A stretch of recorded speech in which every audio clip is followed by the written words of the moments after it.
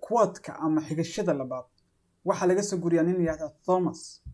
wuxuu leeyahay many of life's failures are people who did not realize how close they were to success when they gave up. wuxuu leeyahay many in badan of life's failures oo ka mida nolosha guuldarooyinkeeda, macnaha nolosha guuldarrada ay macnaha maanta ku jirto, in badan oo ka mida waxaa sabab u ah waxa weeye are people dad weeye who did not realize, kuwaasoon xaqiiqsan, kuwaasoon aaminin, kuwaasoon rumaysan, okay, how close they were to success, sidii ay ugu dhawaayeen guusha when they gave up, markii ay isdhiibeen ama waxa weeye ay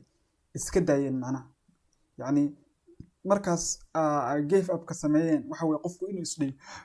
markaan isdhiibid waxa weeye qofku inuu wax walba uu rabay uu ka takhaluso, uu yidhaahdo iga daa ma wadayo,